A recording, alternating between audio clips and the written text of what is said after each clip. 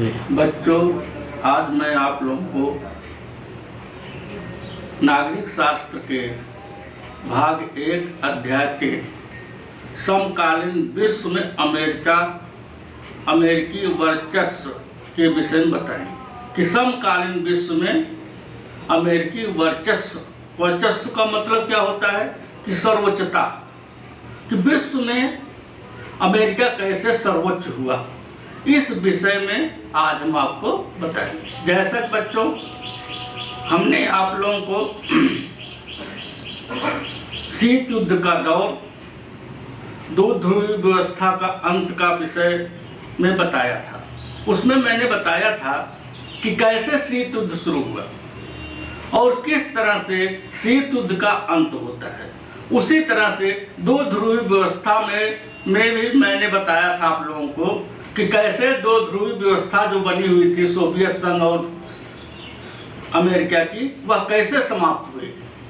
तो उस विषय में हमने आप लोगों को वीडियो के माध्यम से और नोट्स के माध्यम से आप लोगों को मैंने एक प्रकार से आप लोग समझने के लिए या आप लोग को लिखने के लिए दिया था।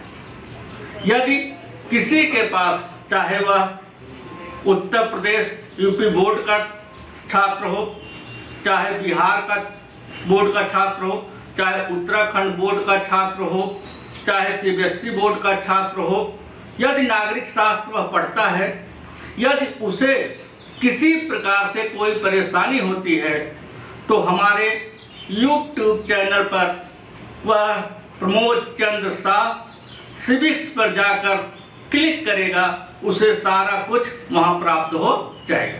यदि नोट्स की आवश्यकता पड़ती है तो आप लोग मुझे अपना नंबर, व्हाट्सएप नंबर उस पर प्रेषित करेंगे, मैं आपको नोट्स उपलब्ध कराऊंगा। आज बच्चों, जैसा कि मैं अध्याय 3 भाग 1 का जो समकालीन विश्व में अमेरिकी वर्चस्व है उसके विषय में बताएंगे कि वर्चस्व किसे कहते हैं। वर्चस्व का मतलब होता है कि ऐसी व्यवस्था जिसमें किसी एक देश द्वारा ही संपूर्ण विश्व पर अपना एकाधिकार कर लेना। जैसा कि जब सभी क्षेत्रों में किसी देश का दबदबा हो उसे वर्चस्व कहते हैं। अंतर्राष्ट्रीय व्यवस्था में जब शक्ति एक ही केंद्र में हो तो उसे वर्चस्व कहा जाता है। तो अमेरिकी वर्चस्व कि जैसा बच्चों आप लोग को मैंने बताया था कि द्वितीय विश्व युद्ध में जब जापान द्वारा अमेरिकी नौसैनिक बेड़े पर 1941 में पर्ल हार्बर पर जब बमबारी की गई, वहां पर अमेरिका के जो बेड़े थे उसको नष्ट कर दिया गया था। इससे अमेरिका बौखला गया। अमेरिका जो है एक प्रकार से द्वितीय विश्व युद्ध में डायरेक्ट व सीधे तौर पर कूद पड़ा। वह पहली बार, विश्व में पहली बार उसने अपनी शक्ति का प्रदर्शन करना शुरू किया और 6 अगस्त और 9 अगस्त 1945 को जापान पर हिरोशिमा और नागासाकी 2 शहर थे, उस पर परमाणु बम गिराकर उसने अपनी शक्ति का प्रदर्शन किया, पूरे विश्व में अपना वर्चस्व स्थापित करने का प्रयास किया। किंतु सोवियत संघ भी उभर रहा है, सोवियत संघ भी उसके मुकाबला करने के लिए उभर रहा है और उसने भी 1953 में परमाणु बम विस्फोट करके उसका समकक्ष आया और दो ध्रुव व्यवस्था का स्थापना हुई। जब दो ध्रुव व्यवस्था की स्थापना हुई तो उस समय दोनों के बीच एक प्रकार से शक्ति के लिए, एक दूसरे सर्वोच्च बनने के लिए होड़ लगी या एक प्रकार से आगे बढ़ने की होड़ शुरू हो गई। इसी बीच सोवियत संघ, जो कि दो ध्रुव व्यवस्था का मुख्य केंद्र था, वह 25 दिसंबर 1991 को उसके 14 गणराज्य उससे अलग हो गए। इस तरह से जो है दो ध्रुव व्यवस्था का अंत हुआ और पूरे विश्व में अमेरिका का सर्वोच्चता स्थापित हुई। अमेरिकी वर्चस्व स्थापित हुआ। अमेरिका आज विश्व में सैनिक सर्वोच्च, आर्थिक सर्वोच्च, राजनीतिक सर्वोच्च, सांस्कृतिक सर्वोच्च और संचार सर्वोच्च और वैज्ञानिक तकनीक नासा अंतरिक्ष केंद्र आज में सर्वोच्चता स्थापित कर लिया है। बच्चों, आज हम उसके अमेरिका के सैनिक वर्चस्व, आर्थिक वर्चस्व और उसके जो है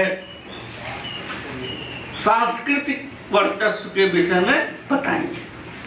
सबसे पहले हम आपको बताते हैं सैनिक वर्चस्व।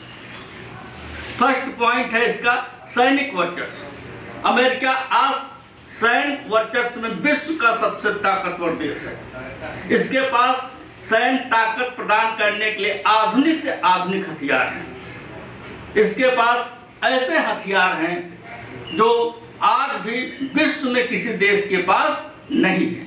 यह अपनी वर्चस्वता स्थापित करने के लिए सबसे पहले अपनी सैनिक शक्ति को मजबूत करना प्रारंभ कर दिया और इसने विश्व पर अपना आधिपत्य बनाए रखने के लिए सैनिक को मजबूत करना शुरू किया। इसने ऐसे ऐसे हथियारों का निर्माण किया जो कि आज कोई भी देश ऐसे हथियार नहीं बना पाया, जैसे स्मार्ट बम, मदर बम, मिसाइल, परमाणु बम बहुत से देशों ने बनाया है, लेकिन वह तकनीक नहीं उपलब्ध कर पाए हैं जो कि अमेरिका द्वारा तकनीक बनाई गई है। इसके माध्यम से वह पूरे विश्व पर अपनी सैनिक शक्ति स्थापित करने का प्रयास कर रहा है और कर भी दिया है। अमेरिका अपनी सैनिक क्षमता पर बहुत ही अधिक जो उसका बजट है उस पर खर्च करता है। वह लगभग अपने देश के जो बजट है वह भारी भरकम अपने सैनिकों के व्यय पर खर्चा करता है। उतना खर्चा कोई भी 12 शक्तिशाली देश भी मिलकर नहीं करते। अमेरिका अपनी बजट का भारी भरकम हिस्सा जो है रक्षा अनुसंधान, विकास, प्रौद्योगिकी विकास पर व्यय करता है। अमेरिका के पास सबसे सर्वश्रेष्ठ वायुसेना, थल सेना और जल सेना है। किसी भी देश को पराजित करने की क्षमता वह रखते हैं। बच्चों, दूसरा पॉइंट है आर्थिक वर्चस्व। आर्थिक वर्चस्व का मतलब होता है आर्थिक क्षेत्र में अमेरिका का नियंत्रण। किस तरह से उसने पूरे विश्व में आर्थिक रूप से गतिविधियों पर अपना नियंत्रण स्थापित किया। उसने सार्वजनिक वस्तुओं पर अपना नियंत्रण बनाया।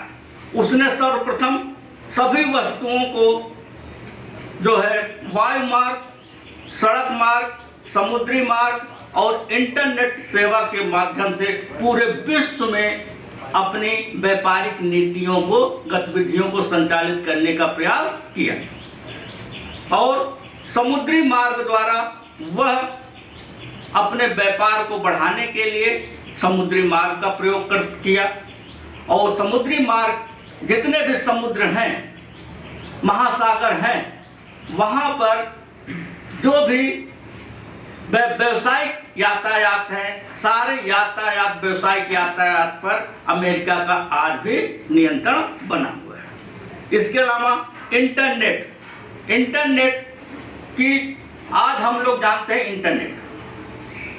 इंटरनेट का जन्मदाता अमेरिका के सैनिकों द्वारा ही किया गया। अमेरिकी सैनिकों ने ही सर्वप्रथम इंटरनेट का प्रयोग किया। 1950 में अमेरिकी सैनिकों द्वारा इंटरनेट का प्रयोग किया गया, जिसके माध्यम से वह पूरे विश्व के लोकेशन, पूरे विश्व के जो है एक प्रकार से व्यवस्था का या सैनिक वातावरण का, उनके सैनिक कहाँ रह रहे हैं, ऐसी व्यवस्थाओं को उसने निगरानी करना शुरू किया। 1950 तक एकाधिकार इंटरनेट पर अमेरिका का था। इसके बाद पूरे विश्व में इंटरनेट को देने वाला ही अमेरिका है। आज भी पूरा विश्व इंटरनेट के मामले में अमेरिका पर निर्भर है। विश्व अर्थव्यवस्था में बड़ी हिस्सेदारी। आज देखा जाए विश्व की सबसे बड़ी अर्थव्यवस्था अमेरिका की है। अमेरिका विश्व में जो उसकी हिस्सेदारी है वह कुल 28% है। कितनी है? कुल 28%। वह पूरे विश्व में जो उसका व्यापार है 28% है और इस कारण से उसकी कंपनियां पूरे विश्व में फैली हुई। संरचनात्मक शक्ति। इसके अंतर्गत अमेरिका ने ब्रेड वुड प्रणाली की स्थापना की। ब्रेड वुड प्रणाली की स्थापना की। इसके अंतर्गत उसने वैश्विक अर्थव्यवस्था के विकास के लिए विश्व बैंक, विश्व व्यापार संगठन, अंतर्राष्ट्रीय मुद्रा कोष आदि की स्थापना की, जिसके माध्यम से वह पूरे विश्व पर अपना नियंत्रण बनाए रखा है। व्यवसायिक शिक्षा, जैसा कि बच्चों जानते ही होंगे, व्यवसायिक शिक्षा सर्वप्रथम अमेरिका द्वारा ही शुरू किया गया। अमेरिका ने ही सर्वप्रथम जो है 1881 में यूनिवर्सिटी ऑफ पेंसिल्वेनिया के ह्यूटन स्कूल में 19वीं शताब्दी में 19वीं ईस्वी में जो है MBA का पाठ्यक्रम शुरू किया, जो कि एक सपना हुआ करता था। और सर्वप्रथम MBA का व्यवसायिक कोर्स अमेरिका द्वारा शुरू किया गया और इसके बाद पूरे विश्व में 1950 में यह जो है व्यवस्था लागू हुई। इससे पहले अमेरिका ने व्यवसायिक शिक्षा देना शुरू कर दिया था।